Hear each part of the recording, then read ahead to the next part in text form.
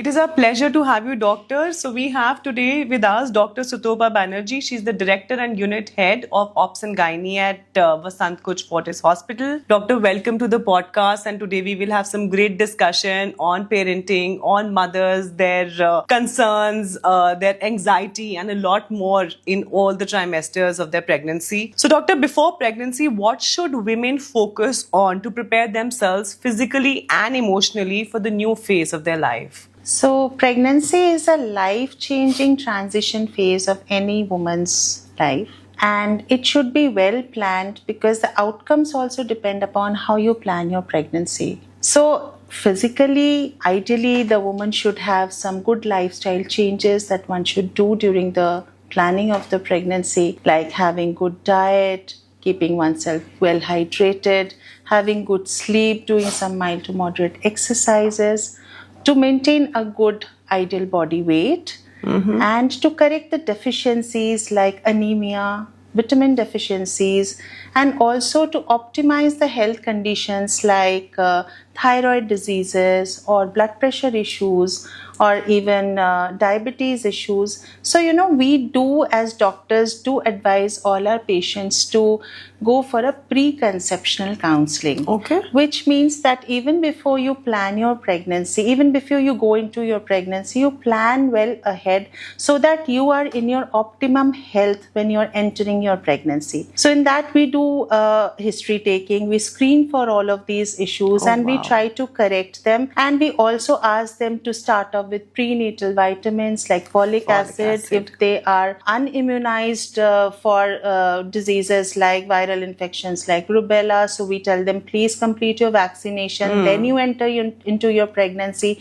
We do guide them about what all lifestyle changes they should be doing. Of course, good balanced diet and sleep and hydration and less all pollution. Of those. I mean, that is something which, we really can't make too much of a, we can't interfere because everybody has a lifestyle. They have their earnings, they have their house. That is true. That is there. But yes, of course, if it is possible for somebody, then of course. But apart from that, we also say that what all food items they should be concentrating on to build up their health. There are certain things which they should quit or they should not have, like smoking, alcohol, cut down on coffee.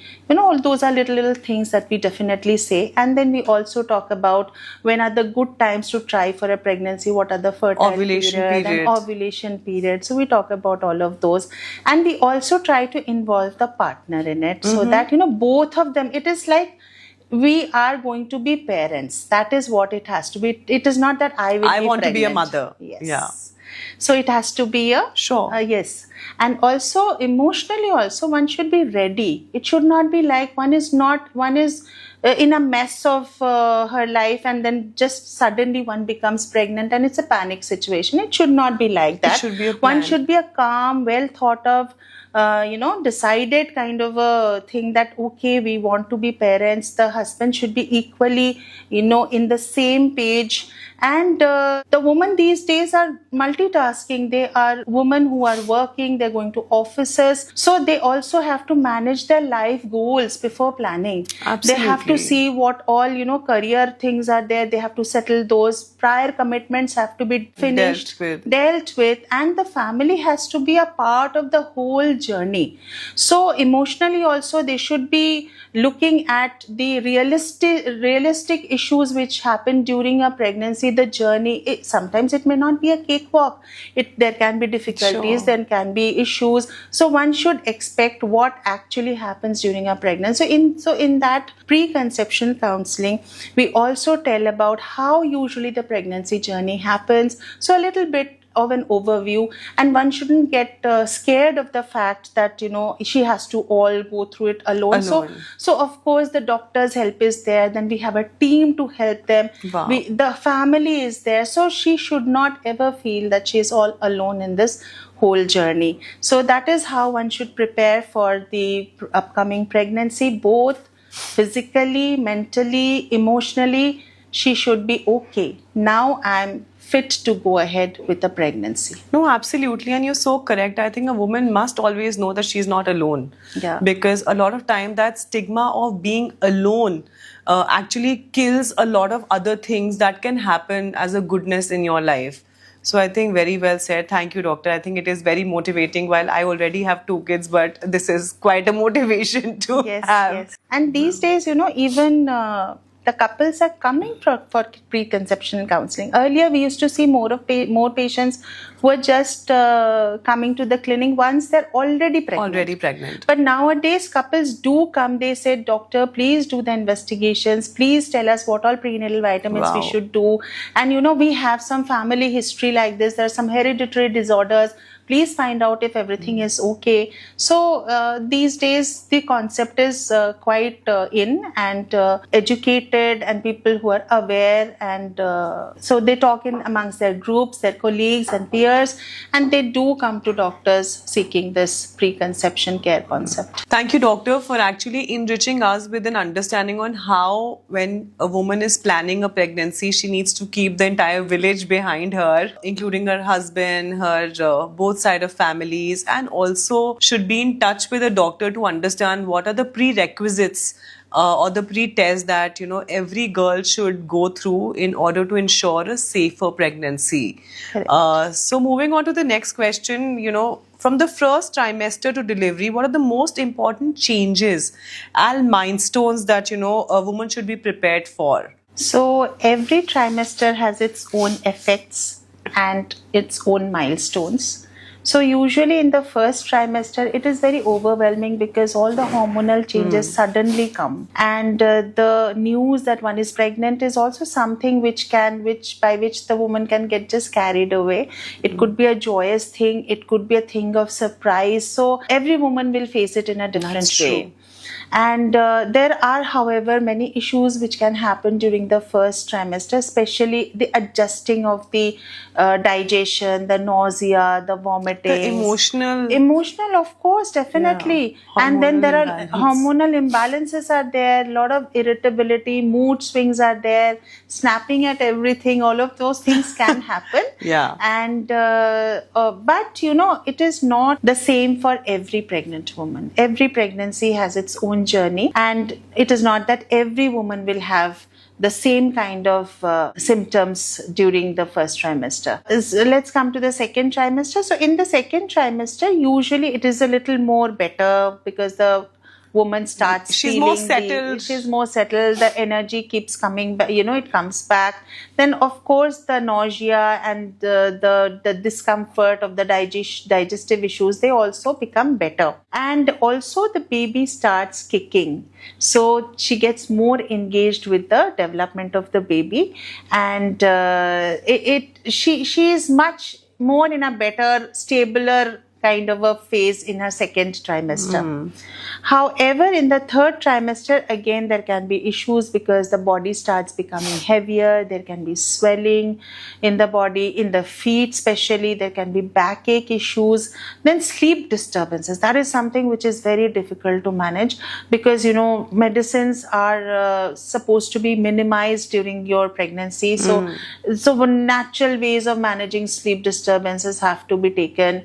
And so a lot of emotional things also happen because of the fear or the anxiety as to what is going to happen. How is she going to take her delivery? What is going to be the mode of delivery? Whether it is going to be a normal, is it going to be a cesarean section? Will she be able to perform well during that time? Wow. And once the baby comes, will she be able to take care of the baby? What all things will her baby be okay? How will she manage the whole journey of the postpartum? It's a mind game. It's a mind game. And everybody will be there to support. The doctor will be there, the nutritionist, yoga trainer, husband, families, everybody will be there. But she has to go through the journey. She has to actually feel the whole thing all on her own. Everybody is a support system. But the final thing that has to be is the woman who takes all the brunt of all of these. So we can be support to her so that we can minimize all her anxiety, all her fears, all her physical problems, in whatever way each of us can help as a role, as a doctor's role, as a family's role. Everybody has a different role and a very important role in managing a woman's, if the pregnancy is little distressful. Many women don't have any issues much of an issue, and it is easier for them. But yes, if somebody has issues, then of course. No, doctor, you're absolutely right. I think sleep issue is the biggest issue in the third trimester. So, doctor, from the first trimester to the third trimester, what are the most important changes and milestones a woman should be prepared for her pregnancy? So, in the pregnancy, every trimester has its own effects and its own milestones. So initially the first trimester is little difficult because it's very overwhelming both emotionally and physically because of the hormonal changes which suddenly happen, and they face a lot of physical issues like nausea, vomiting, giddiness, laziness, mood swings, irritability, and also the fact that one is pregnant can be very, very overwhelming. Yeah. And it can be a joyous thing or it can be just as a surprise. So that is what happens in the first trimester. However, in the second trimester, the appetite becomes better, the nausea, vomiting, all of those things become better, and the energy levels return, and the most important thing is that the baby starts kicking and the woman starts getting engaged more with the baby. True. And in the third trimester, however, things become a little more worse in the sense that they can have things like breathlessness, they can gain a lot of weight, lot of swelling in the body, backache issues, sleep disturbances. Very difficult to manage sleep disturbances, and also they're very, very apprehensive about the facts emotionally also, that how they're going to plan their delivery, whether it is going to be a natural delivery, a vaginal or a cesarean section, and if it is a cesarean section, how will they manage the baby and how will they take care of the baby in the postpartum period. So a lot of questions are there. So as a clinician, I do support all my patients as much as possible medically, to some extent emotionally also. Then there sometimes we have a good team also, like a birth educator and somebody who can say that okay, everything will be fine, you just have to follow these little things, you should exercise regularly, you should practice the breathing, and everything will be okay. And of course the family also has a very big role in it to support the woman in terms of both emotionally and physically, so that she gets time to take rest, to take her meals regularly at regular intervals. So even things like helping out with the household chores and all, so those things are also there which the family should be supporting in, so that she feels well supported, respected. True, very important. Yeah, respected and well supported, that okay, we are all there to help you. Yes. It's not your alone's journey. Yes, and I think as a would-be mother, I think all you need is a support, because whatever you're going through in your body, you are going through. But if something comes as an external help, be it a family help or actually be it help of different products which are out in the market, like a sleep pillow. Like at Mothercare, we do amazing sleep pillows which actually helps and supports the journey of a third trimester wherein a mother is about to deliver. So what is your view on that? Should a mother seek help, outside help of things which are available in the market to support her sleep, for example, in this case? Of course, these sleep pillows are very, very helpful because, they are well thought of and designed according to whatever changes happen during pregnancy, and they are designed to suit to the physiological needs of the mother. So definitely these sleep pillows do help. So they should be looking at these options also, and if they can, but sometimes if they cannot, still there are other options also, natural ways also. But yes, of course, these are definitely going to be very, very helpful in the taking better care of the mother and supporting them in terms of their symptoms. Easier sleep. Easier. Because I remember sleeping was like one of the biggest issues I had during my pregnancy, wherein even turning to another side was like half an hour in middle of the night. That's true. That's so true. That's quite difficult. Yes. So, Doc, when the mother is already nesting, there are signs that tell her that she's already nesting. She's in the phase of already, creating a hospital bag, preparing every family member, just making sure that when she comes back from the hospital, everything is already set. So, what is the emotional support or the physical support that she should be given at during that point? So basically, we also give a list of things that one should pack in a baby bag. And that we usually give it at the beginning of the third trimester, because so that, they have enough time to choose, to see what suits best for them, and they can pack their bags. And once they're packed, they're very relaxed. Okay, whenever we have to go to the hospital, we are all handy. Done. We have it handy. We are all done. We just have to pick up our bags and the medical records, and then we have to go to and why the journey of choosing the things, putting it in the bag, it's very with beautiful. The partner, with the family. It's a wonderful experience. It's preparing. Some people even they create a different room, they create nurseries, they create different furniture. They want to keep a baby cot, so they prepare all of those things beforehand, so that once she is delivered and she's getting more occupied with the babies, and she would not have so much of time to cater to all of these things. It's already ready. And when the partner is also helping in that, choosing what color, what type, what according to their requirements. So it's a very, very joyous, memorable thing. And some people even do video shoots. While they are preparing all of those, so they also do video shoots. But how sweet! I think technology and the AI that has come in, and all the baby bump shoots, I think is also helping a mother go through those 9 months with a little bit of a pushed smile, or an extra joy when the partner is along with her doing a shoot. I think it's a beautiful journey, beautiful experience, and it's a memory.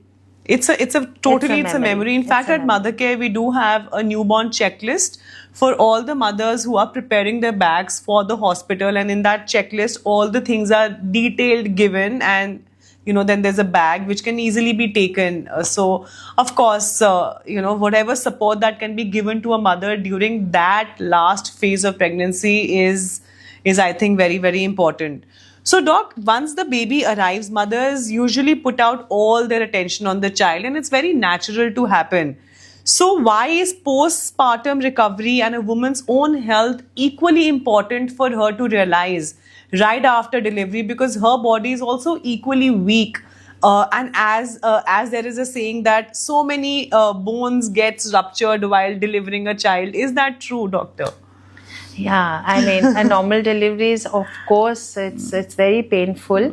And however, we do have painless delivery facilities and all, but still the woman has to undergo quite a lot of things during her labor and delivery. And it's just not about the delivery. It's the postpartum recovery, which is very important, because she is going to be the primary caregiver to her child. To the child. Yeah, to the child. Everybody else will be there for support. So if the primary caregiver is not okay and is not recovering well, then how will she give good care to her baby?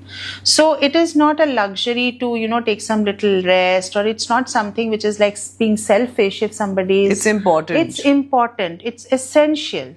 Yeah. So she has to be given that room to be able to, rest for some time, to be able to groom herself. Sometimes, they are not able to even go for washrooms because the baby is crying or something. So that help has to be given to her. And also, sometimes they try to be just perfect mothers, that I have to do everything 100% on my own. Perfect on my own. That's true. So then what happens is that everybody has 24 hours. Everybody has that much of time only. True. So how do you fit in everything? So a mother is always perfect, whatever she does. She'll do the best for her child. And it is, I would say, she should take care. The best thing that she can do for the child is to take care of her own self. That is how she's going to give the best care to her child.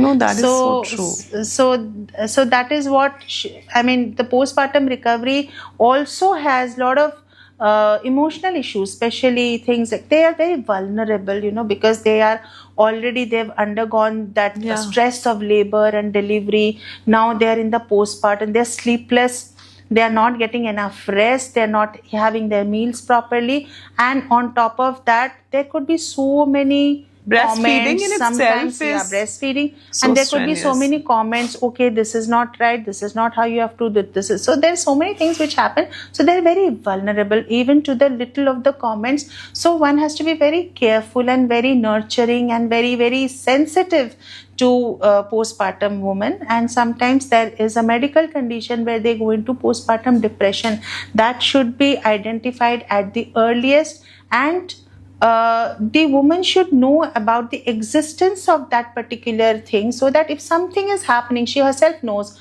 okay, maybe I should seek help, I should ask for help from my doctor or my family, and I need emotional support. Yeah. No, and I think a woman, when she delivers, and even otherwise, I think as a woman, it's okay to be vulnerable. I think women in today's time, including myself for a bit, we just feel that we are super mothers or we're a super woman. I think the whole idea of being a super woman should include somewhere a possibility or an opportunity to be vulnerable, to ask for help, to seek help from outside. Not everything has to be done by your own selves. And I want to strongly believe and live this, that it's okay to cry sometimes. Yeah, that's it is true. okay to be emotional. It's okay to ask for help. And I think as a mother, a lot of women have learned this as a mother, that it's okay to seek help from outside. You don't have to do everything all by yourself. And here comes the role of the partner also. Yeah. The partner, if you have a good partner, a supportive partner, then things become much easier. If, they can take turns in the night in taking care of the baby, and they can also help in the household chores. Everybody doesn't have a joint family. Some of them stay in a in a nuclear family where only the husband, wife, and the baby is there. So it becomes all the more important for the partner to give that help. No, absolutely. So, also, doctor, like women in today's time, they take care of multiple things at the same time. They take care of family, they take care of work, and also parenting. How do they and I know we've discussed this a little bit, that what should they really focus on or make it a mandate to do to maintain their mental stability, mental and physical well-being? So how do you think that they should come back to their regular routine of exercising, for example, or going to work, for example, or being on screen to take office calls, or managing other chores?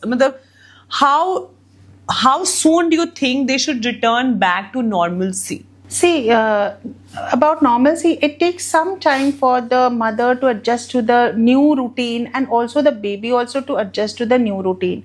So, in all these offices, we do have a thing called a maternity leave. Sure. Yes, because that is very, very important, because the child needs the mother's care. Exclusive breastfeeding is there. The mother has to recover from her delivery, her normal delivery or cesarean section. So at least minimal time that is required is almost about 6 to 8 weeks. That is the minimum. And then post that, she can start doing little exercises. But however, within these 6 weeks also, the preparation for the recovery should start happening with good sleep, regular meals, taking support in terms of, managing multiple issues. So from office, okay, you can get a leave, no problem. You can just keep it aside for some time. But if you have to return back to office, then you have to manage so many other things also, about especially the breastfeeding, taking care of the baby, who will take care of the baby in absence of her, and how to manage the breastfeeding, how to store the milk, how to do, express, all of those stuff. storage, Express, reuse. Storage. Yes. Within 3 days in the fridge or in the refrigerator. All of those. So in that case, it is not always possible that only family will be there. One can take help of others also. Yeah, sure. One can hire people for this also. So they have to understand that this is important to hire somebody also for her help. She can guide, so that she can do multiple things all together, because she has only 2 hands. So, doctor, in today's time, when like a customer is spoiled for choice, similarly, a patient / a pregnant mother is also spoiled for choice to see as much information on any AI tool. And what it ends up doing sometimes is it confuses them, because there's so much information available. So what is your outlook towards the use of AI? See, one has to, because see, one has to go with the times, and AI is the present time. So you just can't stop somebody. Don't Google, don't see AI, don't see Reels. It's not possible. What best in this scenario I suggest is that you choose the information which is coming in AI from the authentic sources. So if somebody who is into practice for long, is a well-known doctor, is producing some kind of material on YouTube or and in Facebook, and they're giving you information, then of course you should take the information from there. But of course, those information are usually generalized for everybody. So you have to understand that you have a doctor who's taking care of you, who knows your situation and whether the information which you're seeking is applicable to you or not. So ultimately, whatever information you can get, try first. If you want to have extra information, if you want to see if whatever you are doing is correct or not, whatever your doctor is prescribing you is correct or not, you can definitely check. But the source should be authentic, and you should reconfirm with your doctor whether it is applicable for you or not. And that's how you'll get the best outcome. No, absolutely. I think bouncing back to your doctor for revalidating what you've read to actually start following it is probably the best practice. Also, doctor, in the third trimester, a lot is spoken about your pelvic floor strengthening. And with pelvic floor strengthening, the first thing that comes to your mind is Kegels. So what is your suggestion? How many times should you do it? How to remember to do it is the biggest challenge every woman faces. While it is said that it's so simple, you can do it while driving, while cooking. But while driving, you're driving. While cooking, you're actually concentrating on what masalas to put. So what is the recipe to ensure that every day a woman does Kegels, pregnant, not pregnant, to be pregnant? What is your suggestion? See, we always say do exercises, do mild to moderate exercises every day. So what are we telling in that? We are telling, okay, strengthen your arms, strengthen your legs, strengthen your back. But what about the pelvic floor? Well, all the reproductive function is happening. Yeah. So it is not about whether you're going to plan for a pregnancy or you're over with the pregnancy, or in any case, Kegels exercise is the exercise for your pelvic floor, and it is a must for every woman. So once you learn the art as to how to do it, you actually don't have to focus. You can do it while driving, you can do it while cooking. But yes, if you are in the beginning phase, how to do it, and you have to really concentrate as to why, what I tell my patients is that I do teach them how to do it. I do demonstrate them how to do it so that it is easier for them and they know that they're doing the right thing. Yeah. And what I usually tell them is, usually, any exercise as we say, do repetitions, do 3 reps, That's 15 true. times, for other kind of exercises. So for Kegels, it is usually 100 times in a day. So what I usually tell, if somebody, does that mala, japna, so in that case, there are 108 beats. Yes. So one doesn't have to think, okay, 100 done, 20 done, 30 done. So it just automatically happens. Whatever you want to say Om Namah Shivaya, and you do 1 Kegel. That is also a wonderful way of doing. You're worshipping God, you're remembering God, and you're taking care of yourself also at the same time. Wow, that's beautiful. I think that is something that's a mantra I'm going to start following. But by that means you're taking, God's name 108 times. And you're also telling God that you are taking care of what He has created, which is so important. And I think in today's world, taking care of oneself, as a mother, as a woman, is so important. So, Kegels exercise should be done during pregnancy also to strengthen the pelvic floor. And of course, after delivery, whether be it a cesarean section or a normal delivery, the pelvic floor should be strengthened in either cases. So that helps as you strengthen your muscles, your arms, your legs. It is similar. What are you doing for your pelvic floor otherwise? Sure. So, of course, it's a must. Sure. I think as you're talking, I'm trying to do Kegels and concentrating on that. It prevents you from a lot of other problems which can happen because of tissue weakening in the later phases of life. like urinary incontinence, leakage of And urine. especially after delivering Yes, a child. yes, laxity of the vagina. Then prolapse, when when the pelvic, the uterus comes down into the vagina. So those are very, very important things, and especially after vaginal birth, when there is so much trauma into the pelvic floor, one must definitely do the Kegels exercises as soon as one is okay to do them after delivery. Sure. And as you deliver, you can start doing it. Yes, of course. But sometimes, they have episiotomy stitches and they don't feel comfortable. It's painful. So, yes, you can take 1 or 2 weeks gap. Yeah, and but I then you think can every start. woman knows that they have to do Kegels, but it is just so difficult to put that as a part of your routine. You can spend 1 hour driving to work, but we can't remember that Kegels is as important as reaching to office, or actually multi times more important. Actually, there is a problem in understanding sometimes, because other exercises I can say, okay, just pull up your, with a dumbbell, just pull up your arm, and but how do you explain a Kegels? That's very difficult sometimes. So it's good to demonstrate, to help them understand how they have to do. They have to only move the pelvic muscles and not deep breathe or move their abdominal muscles. Then it doesn't work. Okay. It has to be a concentrated movement of the pelvic floor muscles. Okay. So maybe next session that we do with you, we're going to learn how to do Kegels. Yes, of course. In day-to-day life. Of course, of course. So, Doc, what form of obstetrics do you follow being a gynecologist? So when I was initially in my career, I used to get more low-risk pregnancies, general, So, but as I've grown in my practice and they've had multiple complications in their pregnancies, and when they have come out of those complications, they've told so many other people, okay, this doctor practices high-risk pregnancies also. And that's how, and I'm associated with Fortis Vasant Kunj, which is a tertiary care hospital.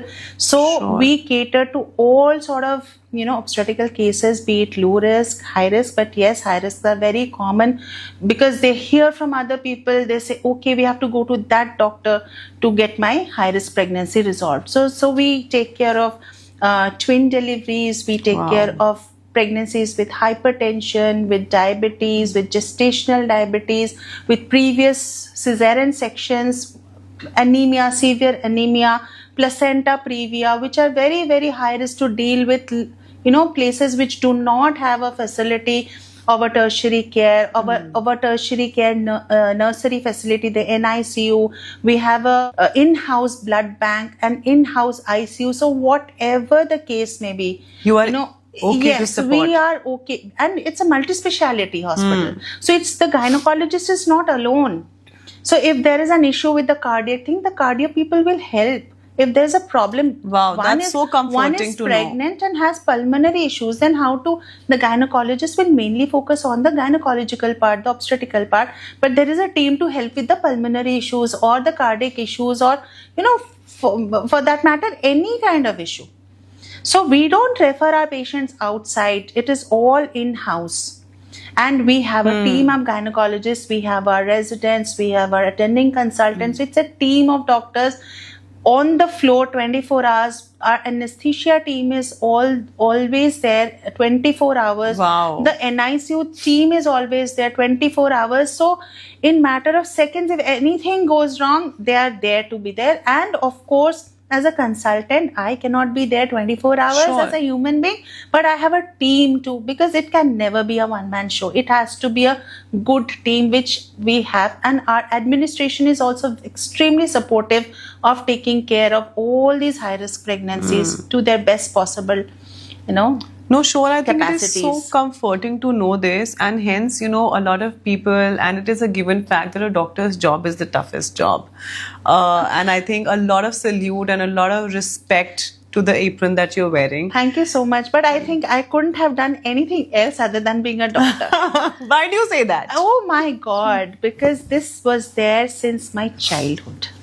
I want to become a doctor. My mom used to take me to Gangaram Hospital for nothing else other than just showing that how a doctor looks in the apron. Wow.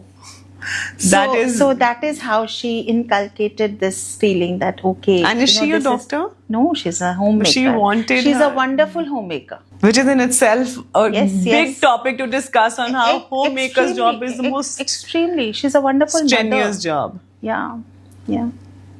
But great. I mean, it is so lovely to hear you and your journey of doing so much. And I think being a doctor is also such a noble thing to do every single day with, the underlining suggestions, the key notes that flow from a doctor to every patient in every conversation. I think that also means quite a lot. Yes.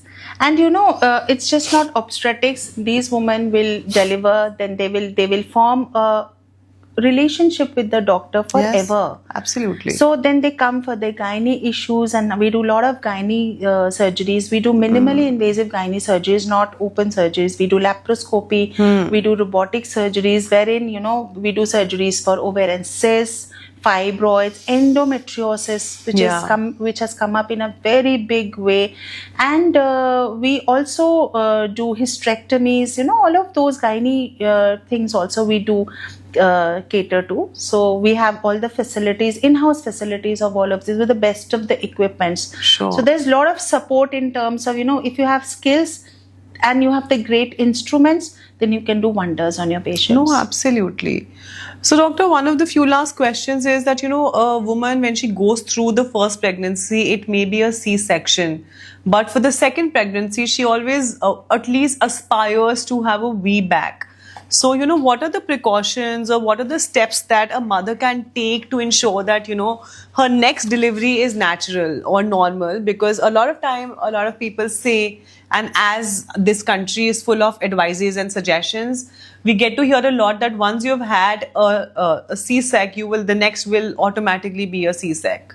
No, absolutely. This is not correct because, VBAC, of course, however, has to fulfill certain prerequisite conditions like, the baby's weight, how much the mother's pelvis is wide enough or not, how much is the scar, and all of those stuff, and whether the mother is in the best of the health or not, and how is the opening of the mouth or not, because you can't use certain medications too much to stimulate the uterus because there is a chance of a scar rupture. However, the chance is, it's not that you can never give a trial to, and especially if you're in a tertiary care hospital, the best part is that if there is a problem, if there is an early dehiscence of the scar, then the system is on, which means we have a labor room and we have a adjacent OT. So in case of any emergency, the things are done in minutes. We have a blood bank. We have an NICU. Everything handy. is there. Everything is handy. But however, that does not mean that we just injudicially say, okay, let's try for a VBAC. No, there are certain conditions which have to be fulfilled. And as doctors, we know, and that is how we counsel, okay, these are going to be the advantages. These are going to be the disadvantages. These are the things that we should keep in mind. You should be ready with all of this. And if you understand all of this, then we will go ahead with the VBAC. Sure, doctor. And the last question is a personal question in which sometimes it is stated that doctors are more comfortable doing a C-sec than a vaginal delivery because that takes longer, the number of labor hours are more, the pregnant woman is more troubled. So, and what is better, what is not better? On the other side, it is a given fact that a normal delivery is higher rated as compared to a C-sec delivery. So what is your thesis around it? What should a mother, because these are all the things she will hear all the time, but as a doctor, what do you suggest, or what is your choice of a delivery for a patient? What comes naturally to you? Over the years of practice, when you study as a postgraduate, there are certain things which are written in black and white. Normal delivery is best. Yes. Cesarean section only if normal delivery is not possible. Okay, and this should be the statistics: 80%, 20%, 75%, 85%, 15%, all of those statistics. But things don't always go with that as planned. Yes. So over a period of years, what I have understood is you should definitely try for a normal delivery if it is going smooth, Sure. if it is going without a complication. So a normal delivery is best to try if there are going to be no complications, it's going to be smooth and the recovery will be the best, because your main aim is to have a healthy mother and the healthy baby, not for the heck of doing a section or a normal delivery. Yeah, true. Right? Yes. So, but if you feel that the normal delivery is going to be very difficult, exhausting for the mother, or maybe medically not correct and still trying that because books say that you have to. So you have to see, you have to weigh what is good and what is bad, and then give a plan. Okay, if you go for a normal delivery, this is what is going to be the outcome, this is going to be the journey. If you go for a section, this is going to be the journey, so that the couple, they understand themselves, they can discuss amongst themselves, and they can discuss with the doctors, and then finally come to a conclusion that okay, this is what we are going to do. Sometimes patients have their own choices also. Yes, on the time and a lot of other things. Yes, a lot of things are there. Yeah. So they have their own choices also. So those have to be also sometimes honored, because see, if somebody says, I don't want a trial, then how will you force somebody? Okay, you cannot. Books say that you have to deliver, vaginal. But in that part, my role is to convince and tell, see, even if you have this mindset, let me tell you, you should be aware of the fact that these are the advantages of a normal delivery. Yes, yes. Thank you, doctor, for such an enlightening session. I think there are a lot of takeaways from this chat. I personally have taken back the art of doing Kegels 108 times, which I'm going to start practicing from tomorrow onwards. And I think what we've understood is that every mother knows the best. And she has all the right in the world to do whatever she wants to do till the time her knowledge and her intuition and her strength is supporting her. And at the same time, she should take care of herself.